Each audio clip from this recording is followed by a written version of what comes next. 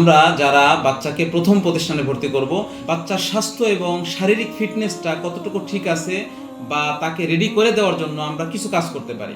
প্রথমত যেই বিষয়টি খুবই গুরুত্বের সাথে দেখা দরকার সেটি হলো আমাদের বাচ্চাদের একটি হোল বডি চেক আপের ব্যবস্থা করা দরকার। দ্বিতীয়ত, বাচ্চার কোনো টিকা যদি বাকি থেকে থাকে বয়সের অনুপাতে এখনো জরুরি কোনো টিকা, সেটাও আমরা সেরে নিতে পারি।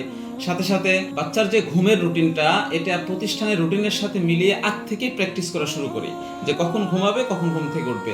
এক হলো পর্যাপ্ত ঘুম যেন হয়, দ্বিতীয় হলো রুটিনটা যেন প্রতিষ্ঠানের রুটিন হয়। তাতে যেটা হবে, প্রতিষ্ঠানের ক্লাস শুরু হওয়ার পরে বাচ্চার আর ঘুমের প্রবলেম হবে না। ছোট ছোট নিজের কাজগুলো যেন নিজে শিখতে পারে, নিজে করতে পারে, যেরকম জামার বোতাম লাগানো, পায়ের জুতার ফিতা লাগানো, এই ধরনের ছোট ছোট কাজগুলো তাকে শেখা দেওয়া দরকার।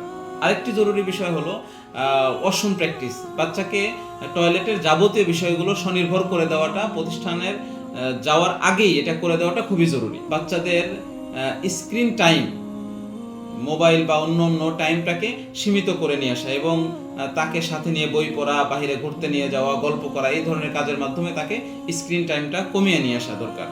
সর্বশেষ যে বিষয়টি খুবই গুরুত্বের সাথে দেখা দরকার সেটি হলো প্রতিষ্ঠানে যাওয়ার পরে বাচ্চাকে 2 থেকে 3 ঘন্টা লাগাতার একটা স্থানে বসে থাকতে হবে।